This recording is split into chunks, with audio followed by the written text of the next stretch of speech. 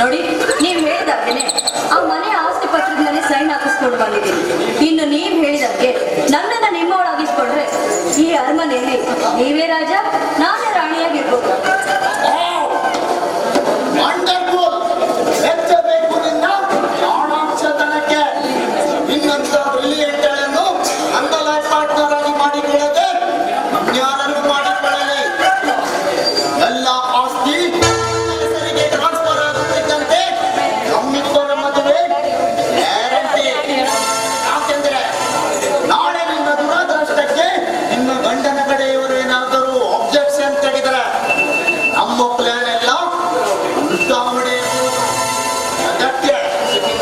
ಅದಕ್ಕೇನಂತೆ, ಇನ್ ಸ್ವಲ್ಪ ದಿನದಲ್ಲಿ ಎಲ್ಲ ಆಸ್ತಿ ನಿಮ್ಮ ಹೆಸರು ಮಾಡ್ತೀನಿ.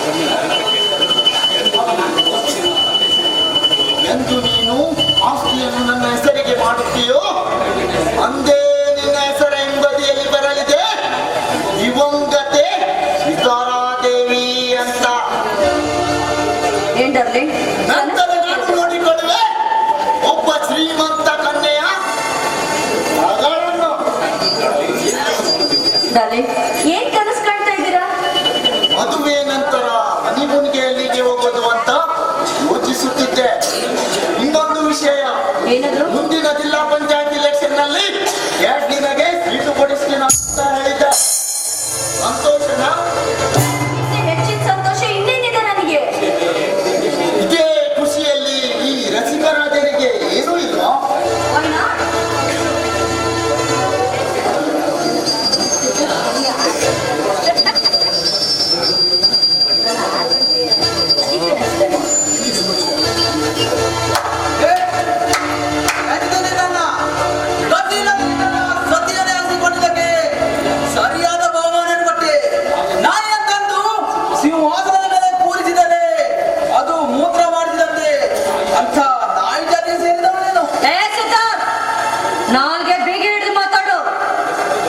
ಈಗ ಸದ್ಯದ ಪರಿಸ್ಥಿತಿಲಿ ಒಂದು ಬಿಡಿಗಾಸು ಇಲ್ದೇರ ಭಿಕಾರಿ ನಾಯಿ ನೀನು.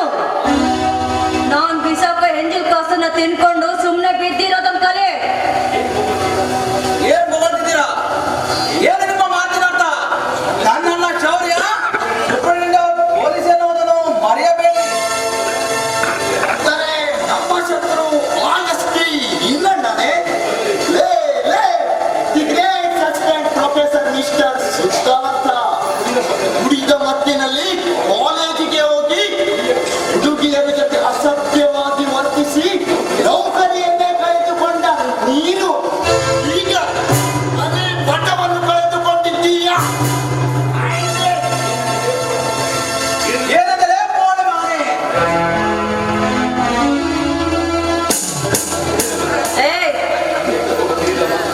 ಅವತ್ತು ಕುಡಿದ್ ಮತ್ತಲ್ಲಿ ಇಡೀ ಆಸ್ತಿನ ನನ್ನ ಹೆಸರು ಬರ್ಕೊಟ್ಟಿದ್ಯಾ ಅಂದಾಗ ಈ ಮನೆಗೆ ಸರ್ವಾಧಿಕಾರಿ ನಾನು. ಆದ್ರೆ ನನ್ನ ಮನೆಗೆ ಬಂದು ನನ್ನ ಎದುರುಗಡೆ ನನ್ನ ಪ್ರಿಯತಮ ಮೇಲೆ ಕೈ ಮಾಡ್ತೀಯ. ನಾನು ನಡೆಯಾಚೆ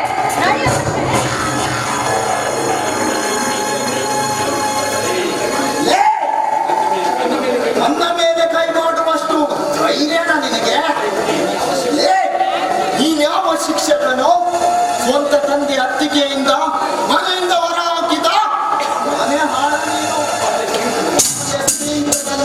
ಕಾಮುಕನೆಂಬ ಪಟ್ಟ ಕೊಟ್ಟ ಸ್ನೇಹದ್ರೋಹಿ ನೀನು. ಒಂದು ಮಾತು ನನ್ನ ಬಿಟ್ಟುಕೋ, ಇವೆಲ್ಲ ನಮ್ಮದೇ ಪ್ರೀಪ್ಲಾನ್. ಯಾರು ನೀನು? ನಾನು ನಿನಗೆ ಏನು ಮಾಡಿದೆ ಅಂತ ನೀನು ನನಗೆ ಈ ರೀತಿ ಮೋಸ ಮಾಡಿದೆ? ನಿನ್ನ ಪ್ರೀತಿಯ ಮಾತಿನಿಂದ ಮರಳು ಮಾಡಿ ಅದೆಷ್ಟು ಹೀನ ಕೆಲಸದಿಂದ ಈ ಕೈಯಿಂದ ಮಾಡಿಸಿದೆಲ್ಲ.